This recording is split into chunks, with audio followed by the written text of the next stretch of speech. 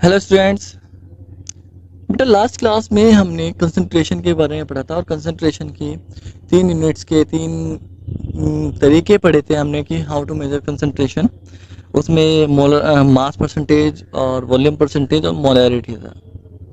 तो मोलैरिटी आपको बताया था कि मोलैरिटी क्या होती है, number of moles in per unit volume of the solution. ये इसके बाद बेटा अगर हम बात करते हैं, इसके बाद अगर हम बात करते हैं कि जो नेक्स्ट जो आता है वो आता है नॉर्मेलिटी। क्या आता है बेटा? नॉर्मेलिटी। नॉर्मेलिटी आता है। ये आपको ये अगर हम नॉर्मेलिटी की बात करते हैं, नॉर्मेलिटी क्या है?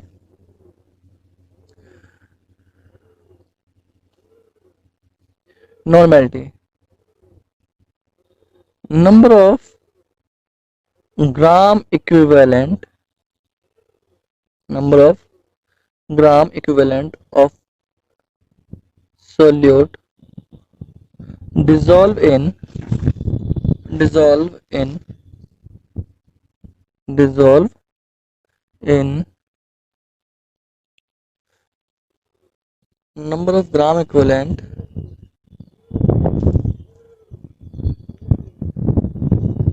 number of नॉर्मेलिटी क्या है? Number of gram equivalent of solute dissolve in per unit of solution. Okay, यानी ग्राम इक्विवेलेंट जो होते हैं वो सॉल्यूशन में डिसॉल्व होते हैं पर यूनिट ऑफ सॉल्यूशन में। ठीक है, अगर हम नॉर्मेलिटी को मैथमेटिकली बात करें, मैथमेटिकली अगर हम नॉर्मेलिटी की बात करें बेटा, तो नॉर्मेलिटी को हम एन से रिप्रेजेंट करते हैं। नॉर्मेलिटी हम कैपिटल एन से रिप्रेजेंट करते हैं। Normality equals to number of moles, number of gram equivalent upon volume of solution. Yes, in litre. आपको ये चीज याद रखनी है, लीटर में होता है शुरू में। जब हम बात करते हैं ग्राम इक्विवेलेंट की, तो ग्राम इक्विवेलेंट क्या होता है? तो बेटा ग्राम इक्विवेलेंट जो होता है, इक्विवेलेंट मास अपॉन मोलर मास होता है। सॉरी, ग्राम इक्विवेलेंट जो होता है गिवन मास, यानी अगर मैं ग्राम इक्विवेलेंट की बात करता हूं तो ग्राम इक्विवेलेंट जो होता है वो होता है given mass of substance, given mass of substance upon equivalent mass of that substance. Okay, तो गिवन मास को हम W से रिप्रेजेंट करते हैं और इक्विवेलेंट मास को हम E से रिप्रेजेंट करते हैं, तो W अपॉन E आ गया। ओके, तो यहाँ पर अगर हम इस चीज को नॉर्मेलिटी में ट्रांसफर करें, पुट करें इस value number of gram equivalent को, तो W अपॉन E हो जाता है और इंटू V इन लीटर। और हमें पता है 1 लीटर में 1000 ml होते हैं, 1 लीटर में 1000 ml होते हैं, और जो हम 1000 ml में कन्वर्ट करेंगे तो ऊपर 1000 की मल्टीप्लाई कर देंगे, ml में कन्वर्ट करेंगे तो W upon E into V upon में 1000। तो n जो नॉर्मेलिटी होती है वो इस तरह की होती है, तो नॉर्मेलिटी को आप इस तरीके से फाइंड आउट कर सकते हो। Is that clear? बेटा नॉर्मेलिटी को अगर आप यहाँ पर मैं और बात करता हूँ कि जो नॉर्मेलिटी है उसे हम कैसे कैलकुलेट करते हैं या कैसे लिखते हैं, तो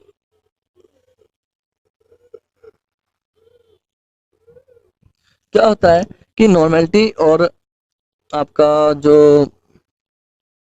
फॉर्मूला है, नॉर्मेलिटी का जो फॉर्मूला है, अगर मैं कहूँ कि भाई चलो पहले सिंपल क्वेश्चन से स्टार्ट करते हैं, टिपिकल क्वेश्चन पर नहीं जाते हैं, पहले क्वेश्चन करते हैं। इफ हम बात करेंगे 25 gram of MgCl2 dissolve in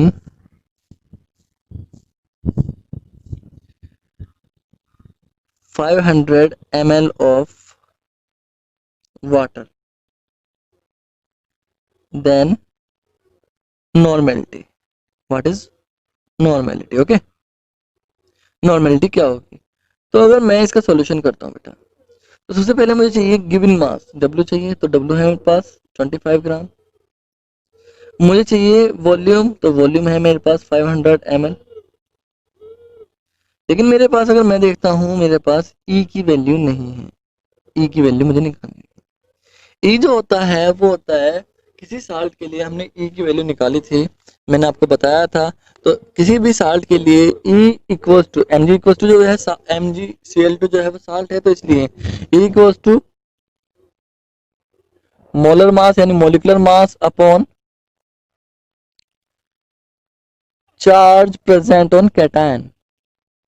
charge present on cation, this is the formula. Okay, तो मोलर मास क्या होता है बेटा? मोलर मास अगर है MgCl2 का मोलर मास निकालें तो मैग्नीशियम का 25, Cl का 35.5 मल्टीप्लाई विद 2 अपॉन चार्ज कितना है Mg पर? Mg पर दो पॉजिटिव चार्ज होगा। Mg जो है 2 पॉजिटिव चार्ज कंटेन करता है, सेकंड ग्रुप का है, ये आपको पता होगा। तो ये होगा 71 और 25 हो गया आपका 96 अपॉन 2, तो कितना हो जाता है 48। E की वैल्यू 48 आ जाती है। अब हमारे पास फॉर्मूला है, नॉर्मेलिटी हमें निकालनी है, तो N equals to W into 1000 upon E into V। तो W की वैल्यू कितनी थी हमारे पास 25, E कितना है हमारा 48, V कितना था हमारा 500, 500 से 1000 गया 2, तो 50 अपॉन 48 आ गया बेटा। तो ये 1 पॉइंट कितना हो जाएगा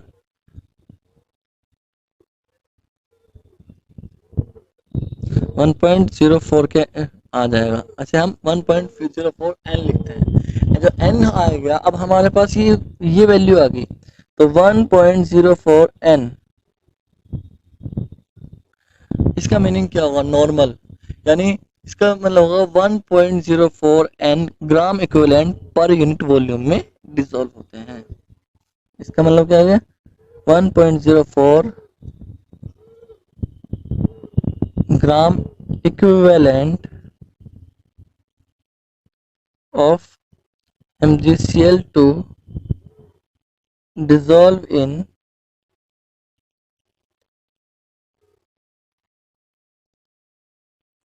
पर लीटर ऑफ वाटर। समझ में आई बात? तो ये चीज बेटा आपको आनी चाहिए, ये चीजें आपको पढ़नी आनी चाहिए। और जहाँ पर n लिखा होता है, जहाँ पर m होता है, वो चीजें क्या होती हैं, ये चीज आपको समझ में आनी चाहिए। अब हमने नॉर्मेलिटी पढ़ी है और मोलरिटी पढ़ी है। अब नॉर्मेलिटी और मोलरिटी दोनों जो है सेम है। Normality number of mole, sorry molarity जो है number of moles in per unit पर लीटर वॉल्यूम में है, नॉर्मेलिटी जो है number of gram equivalent per unit volume में है। तो अगर मैं इन दोनों को रिलेट करना चाहूँ, तो मैं इन्हें रिलेट कर सकता हूँ बेटा। फॉर एग्जाम्पल, अगर मैं यहाँ पर आपको एक सॉल्यूशन दिया गया है और मैंने इसकी नॉर्मेलिटी निकाल दी और इससे कहा कि इसकी नॉर्मेलिटी इतनी है, मोलरिटी निकालिए, आप निकाल सकते हो, आप निकाल सकते हो। आंसर है यस, आप निकाल सकते हो। There is a formula between them. तो अब हमारा जो टॉपिक है वो है relation between normality and molarity. Normality और मोलरिटी में रिलेशन क्या होगा बेटा? देखो, नॉर्मेलिटी जो होगा किसी भी सॉल्यूशन की, मान लो हमारे पास एक सॉल्यूशन है और उसका हमें मास दिया गया है और हमें वॉल्यूम भी दिया गया है, ठीक है ना। अब मोलरिटी और नॉर्मेलिटी में अगर हमसे कहा कि नॉर्मेलिटी और मोलरिटी क्या होगी, ठीक है ना, तो मान लेते हैं, suppose we have given a solute which is dissolved in a solvent, which is dissolved in a solvent। अब क्या होगा कि ये जो चीज हमने जो मानी है, मान लो सोल्यूट का जो मास है, mass of solute, mass of solute जो है वो है W। वॉल्यूम ऑफ सॉल्वेंट क्या है? वो है आपका V। ठीक है, तो यहाँ पर अगर आप इन दोनों को कंपेयर करोगे तो मोलरिटी क्या होगी, नॉर्मेलिटी क्या होगी। तो मोलरिटी होगी उस सॉल्यूट के लिए, मोलरिटी होगी उस सॉल्यूट के लिए जो मोलरिटी होगी बेटा, वो होगी m equals to W into 1000 upon V into sorry m into V। Okay, और नॉर्मेलिटी क्या होगी, नॉर्मेलिटी n होगी W into 1000 upon n into sorry E into V। Is that clear. तो अगर हमने मान लिया कि भाई मान लो सपोज सॉल्यूशन इज उसकी नॉर्मल किसी उस सॉल्यूशन की नॉर्मेलिटी और मोलरिटी दोनों की सेम है। Suppose molarity equal to the normality, आपने ये चीज मान ली। ओके, आपने ये चीज मान ली नॉर्मेलिटी और मोलरिटी इक्वल है, तो हमने तो इसका मतलब क्या W into 1000 upon E into V equals to किसके हो जाएगा, W into 1000 upon M into V के। यस,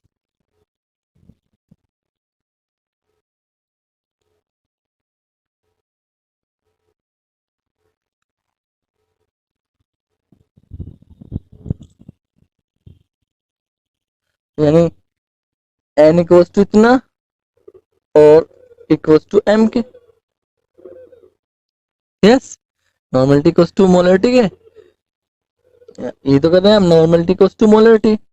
अब नॉर्मेलिटी और मोलरिटी की इक्वेशन हमने रखी है यहाँ पर। तो अगर आप देख रहे हो मास हमारा सेम है, 1000 हमारा सेम है, वॉल्यूम हमारा सेम है, तो चेंज क्या हो रहा है बेटा,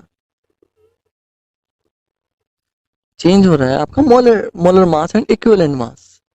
चेंज हो रहा है आपका क्या, molar mass and equivalent mass. Yes, change क्या हो रहा है बेटा आपका, molar mass and equivalent mass. तो अगर मैं इन दोनों को इक्वल रखना चाहूं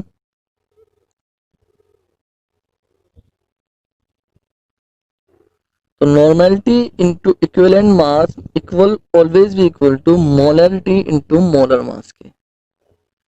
this is the relation between them, normality और मोलरिटी में। अब एग्जांपल ले लेते हैं।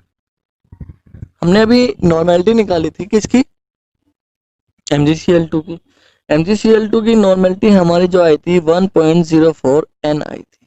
यस, और हमारे पास इसका इक्विवेलेंट मास जो है वो भी है 48, और MgCl2 का जो मोलर मास M बनता है वो होता है 96। तो हमें मोलरिटी निकाल सकते हैं हम, फॉर्मूला रखते हैं N into E equals to M into M से। N हमारा कितना 1.04, यस, और E कितना है हमारा 48, M हमें निकालना है, M की वैल्यू हमारी 96। तो कैलकुलेशन हमारी जो बनती है वो कैलकुलेशन बनती है molarity always equals to 1.04 into 48 upon 96। 48 से 96 का दो से डिवाइड किया तो ये आ गया 0.52 M। तो मोलरिटी हमारी इतनी है।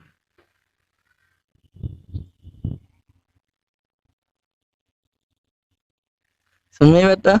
अब इस चीज को वेरीफाइड कर लेते हैं, इस चीज को हम वेरीफाइड कर लेते हैं। हमारे पास मोलर मास कितना था MgCl2 का, MgCl2 के लिए जो हमने कहा था W कितना था हमारे पास 25 ग्राम, वॉल्यूम कितना था हमारे पास 500 ml, मोलर मास हमारे पास आ गया 96। तो मोलरिटी हम यहाँ से निकाल सकते हैं W into 1000 upon M into V से। W कितना हमारे पास 25 इंटू 1000 अपॉन 96 इंटू 500। ये दो हो गया, दो से गया 48 बचा, 48 से हम 25 को डिवाइड कर देंगे तो 25 अपॉन 48 आ गया। तो कितना आ जाएगा 0.52 हो जाएगा। Is that clear. तो ये चीज इसका मतलब हमारे पास जो रिलेशन है वो वेरीफाइड है। तो आपको नॉर्मेलिटी और मोलरिटी का रिलेशन आपको पता होना चाहिए। Normality into equivalent mass equals to molarity into molar mass के। तो यहाँ से आपको अगर नॉर्मेलिटी दी गई तो आप नॉर्मल मोलर मास निकाल सकते हो, मोलरिटी दी गई तो मोलर मास निकाल सकते हो। अब यहाँ पर कुछ क्वेश्चंस ऐसे आते हैं, मान लो आपके पास एक सॉल्यूशन है, मान लो आपके पास एक सॉल्यूशन है और उसमें उसे आपने डाइल्यूट कर दिया, वाटर डाल दिया। सपोज यह है सॉल्यूशन V1, आपके पास एक सॉल्यूशन है। Suppose you have a solution of molarity M1, जिसकी मोलरिटी M1 है, वो सॉल्यूशन आपके पास है। विच volume is changed to V2 from V1, then molarity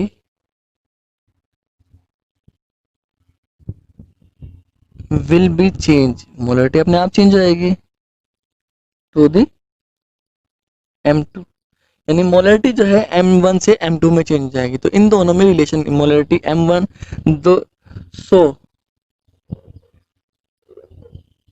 the relation between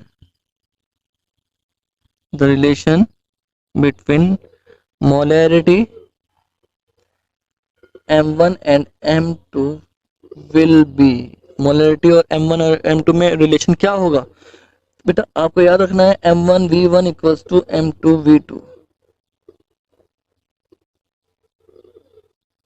yes, आपको ये रिलेशन आपको याद रखना है। कैसे भाई, मैं आपको एक चीज बता देता हूँ। मोलरिटी M1 इक्वल्स टू किसके साथ, W into 1000 upon molar mass into V1। Yes, और मोलरिटी M2 किसके इक्वल था, molarity M2 equals to W into 1000 upon M into V2। तो अब देखो यहाँ पर इस W से W कैंसिल हो सकता है क्योंकि सॉल्यूट का मास सेम था, चेंज नहीं किया गया। 1000 कॉमन नंबर है हमारा। मोलर मास कभी भी सॉल्यूट का मोलर मास चेंज नहीं होगा। क्या चेंज किया था हमने, V1 से V1 में चेंज किया था, तो V1 तो M1 से M1 V1 हो गया और ये M2 V2। क्लियर है बेटा। तो ये चीज आपको बेटा क्लियर होनी चाहिए कि अगर आपको मान लिया जाए, अगर मैं क्वेश्चन कहूँ इस तरह क्वेश्चन आएगा। क्वेश्चन किस तरह का आएगा भाई, मान लो you have solution, aqueous solution of sodium chloride. You have an aqueous solution of sodium chloride, okay, which molarity is 0.5 m.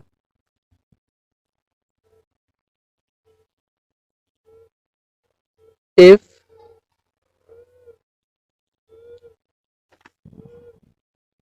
it's 20 ml diluted to the 50 ml, then what will be the new molarity, नई molarity क्या होगी।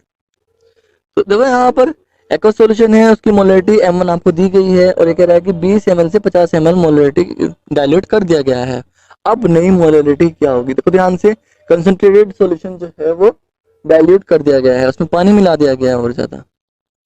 तो अब इसकी molarity क्या होगी वो बतानी है आपको। तो मोलरिटी जो आपकी बताओगे बेटा, वो आप कैसे बताओगे, इस फॉर्मूले से बताओगे, M1 V1 equals to M2 V2 से।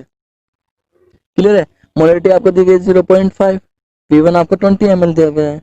मोलरिटी 2 आपको निकालनी है, V2 बताया 2 दी, उसमें इतना ml ऐड नहीं किया बल्कि उतने तक कर दिया गया, तो V2 आपकी 50 ml हो गया। तो M2 will be equals to कितना, 0.5 इंटू 20 अपॉन 50। यस, एक जीरो से एक जीरो कैंसिल, इससे एक जीरो और आ जाएगी, 50 हो गया, 5 दूनी 10 बटे 50, तो ये हो जाएगा 0.2। अब नई मोलैरिटी 0.2 हो जाती है बेटा। तो समझ में आ रही है बात आपको? तो मोलैरिटी ऐसे ही आप नॉर्मेलिटी निकाल सकते हो, यानी नॉर्मेलिटी की जो नॉर्मेलिटी की इक्वेशन बनती है N1V1 इक्वल्स टू N2V2, ये भी बनती है नॉर्मेलिटी की इक्वेशन। समझ में आ रही है बात आपको? तो एक क्वेश्चन इस तरह का आपका बनता है। अगर हम बात करें एक तरह के क्वेश्चंस की और, तो एक तरह का क्वेश्चन आपका एक और बनेगा बेटा, और वो क्वेश्चन क्या होगा कि भाई अगर मान लो आपके पास दो सॉल्यूशन है, यू हैव टू सॉल्यूशंस, दो सॉल्यूशंस हैं of molarity M1 and M2, इनकी मोलैरिटी M1 और M2 है। इसका V1 था और इसका V2 था। अब क्या करा, इन्हें हमने मिक्स कर दिया, मिक्स देम, इन्हें हमने मिक्स कर दिया। तो व्हाट इज न्यू मोलैरिटी? ये न्यू मोलैरिटी क्या होगी? समझ में आई बात आपको? यानी आपके पास दो सॉल्यूशन थे एक ही कंपाउंड के, एक साल्ट है A, माना सोडियम क्लोराइड ही ले लिया हमने। सोडियम क्लोराइड को आपने एक सॉल्यूशन बनाया, उसकी मोलैरिटी M1 थी, दूसरा सॉल्यूशन बनाया, उसकी मोलैरिटी M2, दोनों अलग अलग हैं। इसके V1 वॉल्यूम लिए, इसके V2 वॉल्यूम लिए, और दोनों को मिला दिया। और दोनों को मिलाने के बाद जो नई मोलैरिटी आई है उसका फॉर्मूला क्या होगा, उसकी वैल्यू क्या होगी, या कह लीजिए उस मोलैरिटी की वैल्यू क्या होगी। तो ये जो मोलैरिटी होगी इसे हम बोलते हैं M3। तो M3 will be equals to, M3 का जो फॉर्मूला बनता है बेटा वो बनता है M1V1 plus M2V2 upon V1 plus V2। This is the formula of M3, यानी नई मोलैरिटी जो आएगी वो ये आएगी। अब एग्जांपल ले लेते हैं इसमें कोई, मान लो आपने सोडियम क्लोराइड की ही बात की थी, है ना। तो सोडियम क्लोराइड का आपने सोडियम क्लोराइड का दो सॉल्यूशन लिए, एक की M1 यानी मोलैरिटी 0.5 है, M है, और दूसरे की मोलैरिटी जो है वो 0.2 मोलर है। M1 के जो आपने वॉल्यूम लिया हुआ है वो 20 ml लिया हुआ है, और V2 जो लिया है यानी M2 0.2 का, इसका जो वॉल्यूम लिया है वो आपने 50 ml लिया है। तो आपसे कहा है व्हाट इज M3, यहाँ से V3 तो आपका निकल गया V1 प्लस V2, तो कितना हो जाता है 70 ml। यस, तो आप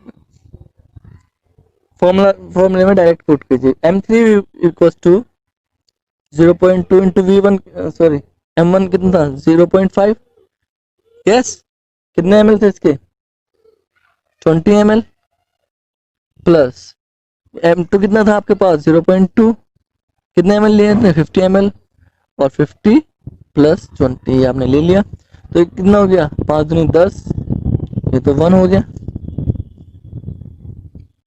प्लस ये कितना हो गया, ये भी 1 हो गया, अपॉन 70, यस, तो अपॉन 70 हो गया, 50 100 10 20 500, 10 और 10 बैठता है बेटा 20/70 हो गया, या कह लीजिए 2/7, या कह लीजिए 7 से 2 को जब हम डिवाइड करेंगे 7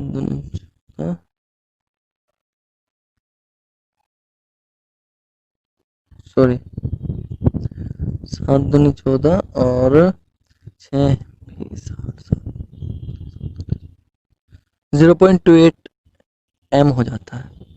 तो ये चीज आपकी क्लियर हो गई। तो आपको अगर इस तरह के 3 तरह के क्वेश्चन बनते हैं मोलैरिटी से, तो मोलैरिटी के इन 3 तरह के क्वेश्चन की आपको प्रैक्टिस करनी है, और जो कोई भी प्रॉब्लम आएगी वो आप मुझसे कंसीडर कर सकते हो। आज के लिए इतना, थैंक यू।